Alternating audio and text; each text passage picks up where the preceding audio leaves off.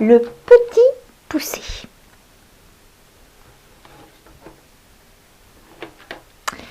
Il y a bien longtemps, elle vivait dans une grande forêt au Moyen-Âge. Un bûcheron, une femme et ses fils. Il en avait sept fils. Le dernier était si petit qu'on l'avait surnommé le petit poussé, car il n'était pas plus grand qu'un petit pouce.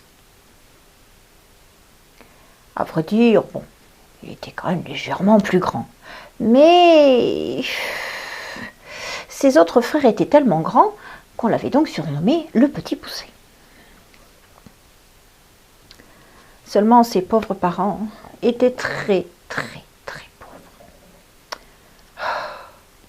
Demain matin, il faudra les réveiller de bonne heure, dit le papa bûcheron. Oh, laissons-les dormir, ces pauvres petits. Ils n'ont rien mangé depuis plusieurs jours, dit la maman. Justement, femme, ça ne peut plus durer. Personne ne veut plus m'employer pour abattre les arbres de la forêt. Et nos enfants vont mourir de faim. Nous allons les mener dans la forêt et quelque prince passera bien par là et les recueillera. Nous ne pouvons pas continuer ainsi. Sinon, nous allons tous mourir. Mais Dieu du ciel, mais que veux-tu qu'il fasse tout seul dans la forêt ? Dit la maman bûcheron. Oh, écoute, allez, il faut prendre cette décision. Notre Seigneur va souvent à la chasse, il les trouvera et s'occupera d'eux. Ils auront au moins une soupe tous les jours, et non pas ces vieux quignons de pain très durs. Et encore, bientôt, nous n'aurons même plus de quignons de pain. Oh, mais nous ne les verrons plus, dit la maman. Oh, hélas non, dit le père, mais au moins nous saurons qu'ils sont heureux et qu'ils vivent mieux qu'ici. Oh, tu as raison. Au chant du coq, nous les mènerons dans la forêt. Ainsi parla le bûcheron. Seulement, ce qu'il ne savait pas, c'est que le petit poussé avait tout entendu. Profitant justement de sa petite taille, il s'était glissé sous la table et avait entendu toute la conversation de ses parents. Ne nous faisons pas de soucis, dit le petit poussé, je vais bien trouver une solution. Dans sa tête minuscule, le petit poussé réfléchissait. Oh, qu'est-ce qu'il pouvait bien faire? Et soudain, un plan se mit à germer dans sa tête. Mais oui, je sais ce que je vais faire. Je vais sortir de la maison, prendre de gros cailloux blancs, je vais les mettre dans un petit sac et demain, je les sèmerai sur le petit chemin. Comme ça, nous pourrons retrouver la route de la maison.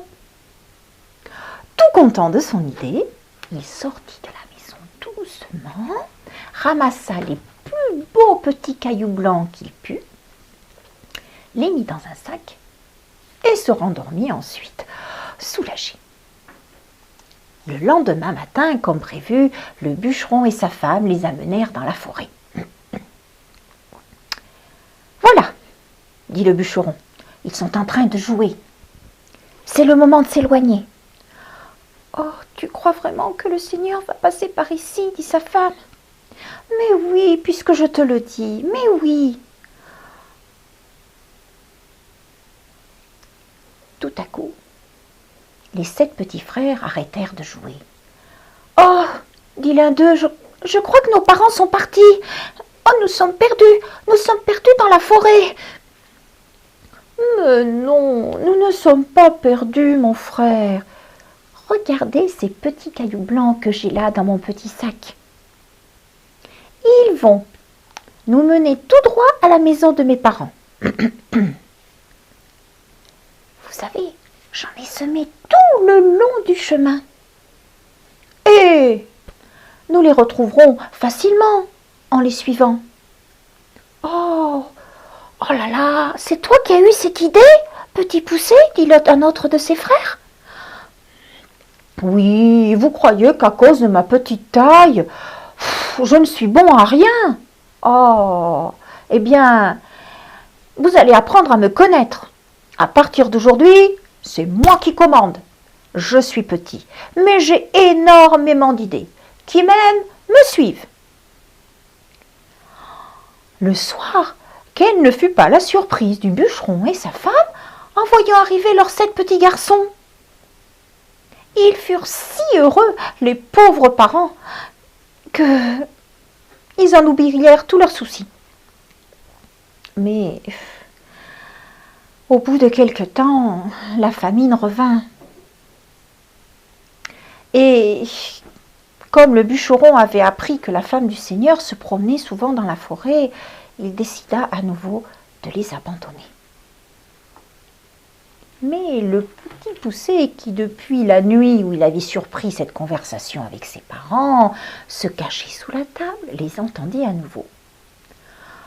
Alors, doucement, il se leva et alla chercher les petits cailloux blancs. Oh, oh non! Oh non, la porte de la cabane est fermée. Oh là là, que faire? Si je n'ai plus de cailloux, mes frères et moi, mais nous allons être perdus demain. Oh, demain matin, avant de partir, je demanderai à ma mère le dernier morceau de pain et je sèmerai des miettes sur le chemin.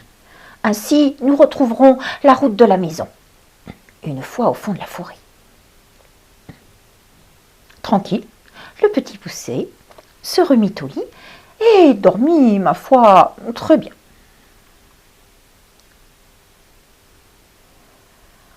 Poucet, dit l'un des frères alors que le lendemain matin, il repartait dans la forêt avec les parents. Hé, Poucet, tu as pris des petits cailloux blancs comme l'autre fois? Oh non, non, non, j'ai pris de la mie de pain, mais c'est exactement la même chose. Oh, tu crois? Mais oui, ne vous faites pas de soucis.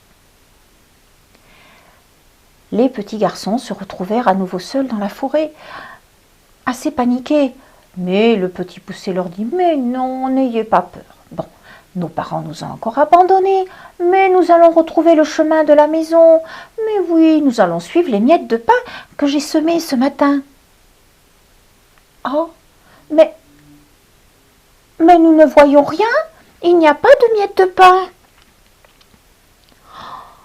Oh, c'est vrai, les miettes de pain ont disparu, dit le petit poucet. Oh, je comprends. Ce sont les oiseaux qui les ont mangés. Oh, cette fois, nous sommes bien perdus, dit un de ses frères. Mais non, ne perdez pas courage. Allez, je vais vous sortir de là. Faites-moi confiance. Oh, leur situation était bien critique. Le vent s'était levé. Comme elle semblait menaçante, la grande forêt, avec ses arbres qui bougeaient, qui gémissaient, comme de grands bras qui ont envie de vous capturer. Et puis il y avait la chouette, et puis les bruissements d'ailes dans les taillis, et toutes ces ombres. Oh là là là là là là! Les frères du petit poucet avaient très peur. Bon, allez, dit le petit poucet, je vais monter dans un arbre et je vais regarder ce qu'il se passe à l'horizon. Oh, je crois que nous sommes sauvés. J'aperçois une lueur là-bas au fond de la forêt. Il y a une maison. Je vois même du feu. Oui, une fumée qui sort de la cheminée. Allez, 1 heure de marche et nous y serons. Oh, ils étaient contents, les frères du petit poucet. Oh, ils étaient sauvés. Oh, on allait les accueillir, leur donner à manger, et le lendemain matin, ils trouveraient le chemin pour regagner la maison. Alors, gaillardement, ils prirent le chemin de cette maison. Mais ils ne se doutaient pas de ce qui les attendait. « Poucet, dit l'un des frères, Tu crois qu'ils vont nous accueillir dans cette maison? Mais oui, on va nous ouvrir et on va être tellement content de nous rendre service. Qu'est-ce qui peut arriver à des petits garçons comme nous? Bon, alors allons-y. Le petit poussé frappa à la porte de la petite maison. « Hé, j'entendais pas. On vient nous ouvrir. » Oh, 7 petits garçons. Mon Dieu. Oh, sauvez-vous vite, sauvez-vous vite. Oh, s'ils vous entendaient. Mais madame, nous ne demandons qu'un peu de pain et un abri pour la nuit. Mes pauvres enfants, mais vous ne savez pas où vous êtes tombés. S'ils se réveillent, vous êtes perdus. Qu'est-ce que j'entends? À qui parles-tu? Cachez-vous les enfants, là, sous la table, vite. Quelqu'un est entré ici. Oh, mais non, je t'assure, non, personne. Ça sent la chair fraîche. Oh, oui, j'ai le flair, moi, ça sent la chair fraîche. Oh, 7 petits garçons. De la marchandise de premier choix. Monsieur, nous ne voulons pas vous déranger plus longtemps. Mes frères et moi repasserons vous voir une autre fois. Tu ne doutes de rien, moustique. Sais-tu où tu es tombé? Tu es chez l'ogre. L'ogre! Oh, nous sommes perdus! Dirent 7 petits garçons. Mais non, à cette heure, monsieur l'ogre a sûrement dîné. Mais vous nous mangerez demain matin de meilleur appétit, dit le petit poussé. Dit l'ogre, toi tu es bien malin. Oui, tu as raison, je vais dormir. Quel bon petit déjeuner je vais faire demain matin. La femme de l'ogre installa les 7 enfants dans une chambre. Elle les berça pour qu'ils passent une bonne nuit. Oh là là là là. Et elle leur chanta une petite chanson. La la la la la la la la la la la la la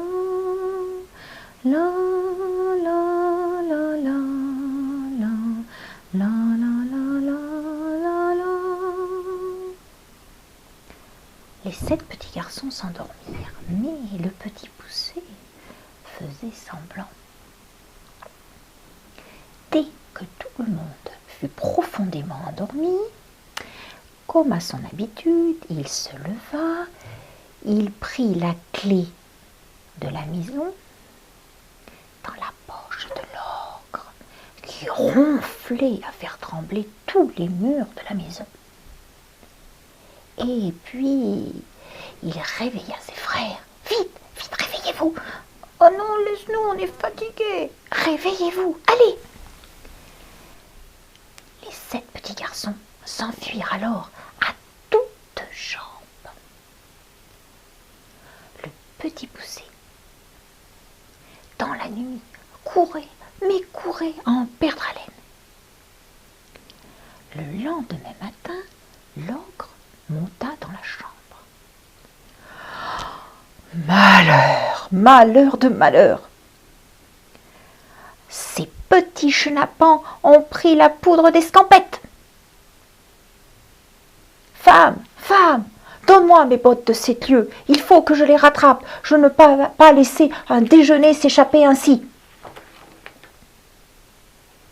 Et voilà l'ogre qui vient par monts et par vaux. grâce à ses bottes qui lui permettent de franchir des kilomètres d'un seul coup. Il saute par-dessus les montagnes, par-dessus les rivières, par-dessus les ponts, par-dessus les villages. Mais l'ogre est très gros et il fatigue très vite. Et le voilà qui s'endort au fond d'un fossé. Le petit poussé et ses frères, qui s'étaient cachés, l'entendent bientôt ronfler. Oh, que je suis fatigué, dit l'ogre. Je vais m'offrir un petit somme. Et il se rendort en ronflant. Aïe, mon estomac. Ne perdons pas une minute. Je vais lui prendre ses bottes. Et ensuite, nous regagnerons notre maison. Mais ces bottes sont trop grandes pour toi, dit un de ses petits frères. Non. Ces bottes sont des fées. Oui, elles se mettent aux pieds de ceux qui les chaussent.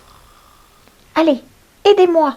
Il faut que nous enlevions ces bottes à cet ogre. Allez, oh, hisse, oh, hisse, oh, hisse. Ah, en voilà une. Ah, et voilà l'autre maintenant. Ah, me voilà chaussée. Allez, attendez-moi ici. Surtout, vous ne bougez pas. Vous restez bien cachés sous ce rocher. Je reviens très vite. Ces bottes étaient extraordinaires. Le petit poussé ne marchait pas. Non, il volait grâce à ses bottes. Des bottes fantastiques. Et bientôt, il arriva devant la maison de l'ogre. Oh, mais c'est toi, dit la femme de l'ogre. Mais qu'est-ce que tu viens faire là? Ma parole, mais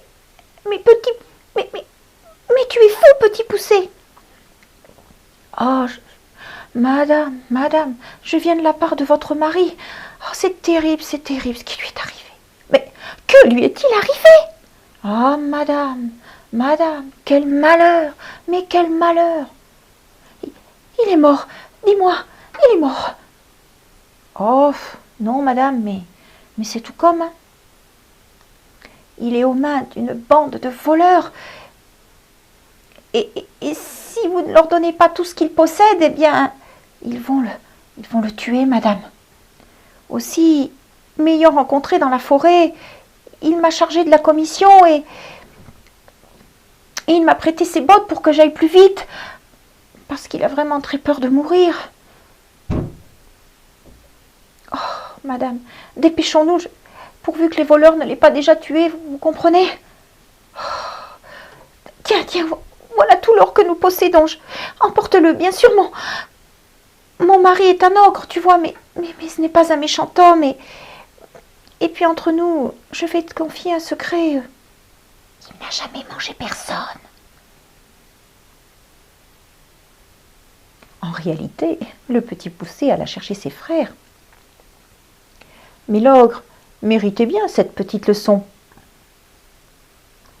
Il a quand même fait peur à tous les petits-enfants du monde depuis si longtemps. Grâce à l'or, Poussé emmena ses frères à la ville. Et là, il leur acheta des habits magnifiques. Ils ressemblaient à des princes. Et ils prirent ainsi le chemin de leur maison. Mais quels sont ces jeunes seigneurs qui viennent jusque dans notre masure? Dit le bûcheron. Mais il me semble reconnaître le petit Poussé avec ses frères, dit la maman. Mais ce sont mes petits garçons. Oh non, ce n'est pas possible. Le père et la mère sortirent sur le seuil de la porte. Ils étaient si heureux. Ils étaient si malheureux depuis qu'ils avaient abandonné leurs pauvres enfants. Ils ne vivaient plus. Oh, mes petits garçons, c'est fantastique. Eh oui, ce sont vos 7 petits garçons, dit le petit Poussé. Désormais, nous serons heureux jusqu'à la fin des temps. Regardez, voilà plein de cadeaux pour vous. En effet, ils furent très heureux. Le petit Poussé grandit. Il devint un très beau jeune homme, vigoureux, célèbre dans toute l'île de France. Pour sa bravoure, son esprit, son courage inégalable. Et c'est justement cette magnifique histoire que je viens de vous conter. L'histoire d'un petit poussé. Mais combien courageux, combien volontaire. Alors, ne vous faites pas de soucis. Petit, mais attention. Petit ne veut pas dire je ne suis capable de rien.